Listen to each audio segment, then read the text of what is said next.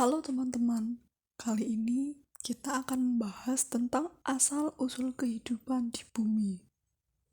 Pembahasan tentang asal-usul kehidupan selalu menjadi menarik untuk dibahas, baik itu dari segi ilmu pengetahuan maupun dari sisi agama.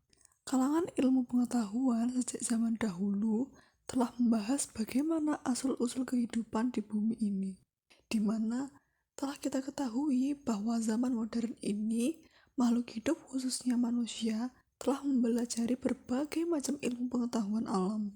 Akan tetapi, pada tahap pembelajarannya, manusia selalu mendapatkan masalah dan perbedaan pendapat mengenai sesuatu yang ditelitinya. Dalam hal ini adalah meneliti asal-usul kehidupan yang sudah menjadi permasalahan dari sejak berabad-abad tahun yang lalu hingga sekarang, hingga munculnya teori-teori tentang awal mula kehidupan itu sendiri. Walaupun teori baru itu nampaknya lebih hebat dan rasional, namun ternyata masih belum mampu menjabarkan misteri hidup itu sendiri. Karena teori tersebut tidak dapat memberikan jawaban atas pertanyaan tentang dari manakah asal-usul kehidupan yang pertama kali dan banyaknya spekulasi tentang fenomena-fenomena alam yang bermunculan. Karena itulah orang menjadi bingung. Maka dari itu, pada materi kali ini kita akan membahas mengenai awal mula kehidupan di bumi baik dalam perspektif sains.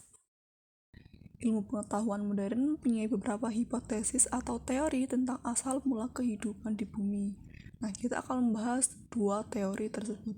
Yang pertama ada teori abiogenesis. Sebelum abad ke-17, orang beranggapan bahwa makhluk hidup terbentuk secara spontan.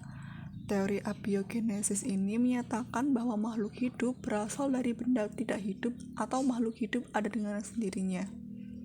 Teori ini dikenal teori generatio spontanea.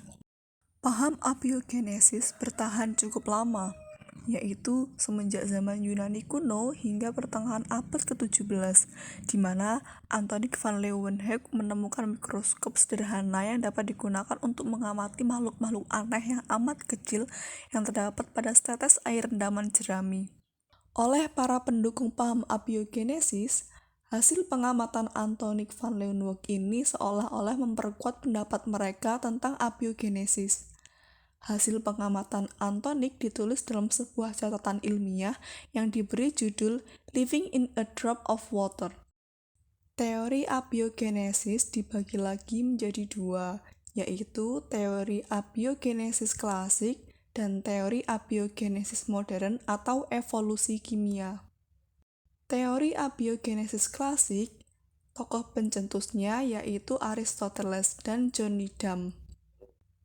Pada percobaan Aristoteles, tanah yang direndam air akan muncul cacing dan larva lalat yang berasal dari daging busuk. Pada percobaan Needham, kaldu direbus dalam wadah selama beberapa menit. Setelah itu, wadah ditutup menggunakan gabus. Setelah beberapa hari, terdapat bakteri dalam kaldu tersebut. Needham berpendapat bahwa bakteri berasal dari kaldu. Selanjutnya, teori abiogenesis modern atau evolusi kimia. Teori ini dicetuskan oleh Alexander Oparin dan Haldane. Menurut mereka, pada mulanya atmosfer bumi purba terdiri atas metana, amonia, air, dan gas hidrogen. Dengan adanya energi alam atau halilen dari sinar kosmis, gas-gas itu berubah menjadi molekul organik sederhana jenis substansi asam amino. Selama berjuta-juta tahun, senyawa organik itu terakumulasi di cekungan perairan membentuk primordial sop atau campuran materi di lautan panas. Primordial sop lalu membentuk monomer, monomer membentuk polimer, polimer membentuk protobion atau bentuk awal sel. Pendapat Alexander Oparin didukung oleh Harold Urey dan Stanley Miller. Harold dan Stanley Miller melakukan percobaan untuk membuktikan kebenaran teori Oparin dan Haldane. Kedua teori ini memiliki perbedaan. Salah satu perbedaan yang paling mendasar adalah abiogenesis modern. merupakan penjelasan mengenai asal-usul fenomena kehidupan, sementara abiogenesis klasik yang diutarakan oleh Aristoteles menjelaskan bagaimana sebagian hewan atau tumbuhan tertentu secara rutin muncul tanpa melalui reproduksi. Perbedaan lainnya adalah segi mekanisme abiogenesis modern didasarkan pada pengetahuan biokimia modern, sementara abiogenesis klasik didasarkan pada konsep-konsep klasik seperti prinsip material, prinsip gerakan, dan prinsip ruh. Ketidakterbuktiannya abiogenesis klasik sekarang sudah tidak kontroversial lagi di kalangan biologiawan profesional. Sementara abiogenesis modern merupakan bidang riset yang masih aktif. Teori yang kedua adalah teori biogenesis.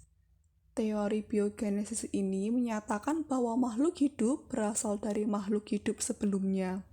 Teori biogenesis merupakan lawan dari teori abiogenesis. Para ilmuwan yang mendukung teori biogenesis adalah Francesco Redi, Abel Lazaro Spallanzani, dan Louis Pasteur. Ketiga ilmuwan ini melakukan percobaan dan membuktikan teori biogenesis. Yang pertama, percobaan Francesco Redi. Redi adalah orang pertama yang melakukan percobaan untuk menentang teori abiogenesis. Redi melakukan percobaan dengan menggunakan daging segar dan toples. Redi berhasil membuktikan bahwa ulat pada daging berasal dari telur lalat. Dia menyimpulkan bahwa kehidupan berasal dari telur atau omne vivum ex ovo. Yang kedua, percobaan Lazaro Spallanzani. Pada percobaan Spallanzani, digunakan air rebusan dari daging atau air kaldu. Spallanzani membuktikan bahwa jasad renik yang mencemari kaldu dapat membusukkan kaldu. Bila kaldu dididihkan, kemudian ditutup rapat, maka pembusukan tidak akan terjadi. Dia menyimpulkan bahwa telur berasal dari jasad hidup atau omne ovum ex vivo. Yang ketiga, percobaan Louis Pasteur. Louis Pasteur adalah seorang ahli biokimia dari Prancis yang berhasil menyumbangkan teori abiogenesis. Hasil percobaannya tidak dapat disanggah lagi oleh pendukung teori abiogenesis. Percobaan yang dilakukan oleh Louis Pasteur ini sebenarnya penyempurnaan dari percobaan yang dilakukan oleh Spallanzani. Pasteur menggunakan labu berleher seperti angsa dalam percobaannya. Labu berleher seperti angsa ini diisi dengan air kaldu. Fungsi dari labu leher angsa ini adalah agar hubungan antara labu dan udara luar masih ada, artinya masih terdapat oksigen. Dia berkesimpulan harus ada kehidupan sebelumnya agar timbul kehidupan baru atau omne vivum ex vivo. Dan yang terakhir adalah penelitian terbaru. Mike Russell, peneliti Jet Propulsion Laboratory Badan Penerbangan dan Nasional Amerika Serikat atau NASA, dalam 3 makalah ilmiah yang ikut ditulisnya, menguraikan bahwa kehidupan bermula dari ventilasi hidrotermal di dasar laut. Dalam 2 makalah ilmiah di jurnal Philosophical Transaction of the Royalty Society, B. Russell menjelaskan bahwa pada awalnya, cairan alkali di ventilasi hidrotermal dan air laut purba saling berinteraksi. Interaksi cairan alkali yang mengandung hidrogen dan metana serta air laut purba yang mengandung karbon dioksida memungkinkan menghasilkan asetat, senyawa sejenis cuka. Asetat inilah yang kemudian berkembang menjadi basis kehidupan makhluk hidup kini tersusun atas senyawa organik, seperti karbohidrat, protein, dan sebagainya. Russell menguraikan bahwa katalis yang membentuk molekul organik dan hidrokarbon biasa terbentuk dari molekul organik. Sementara itu, makalah ilmiah yang dipublikasikan di Biokimia Acta menguraikan kemiripan antara enzim kehidupan purba dan mineral yang mengendap di ventilasi hidrotermal. Menurut Russell, fakta itu menunjukkan bahwa terciptanya kehidupan tidak membutuhkan terciptanya katalis terlebih dahulu. Russell menguraikan di situs web NASA mengenai risetnya bahwa pada alkali di sumber panas dasar laut menentukan apa yang kita percaya sebagai cara paling mungkin berawalnya kehidupan di bumi dan energi yang menyuplainya. Sekian, terima kasih untuk video kali ini. Semoga dapat bermanfaat bagi kita semuanya.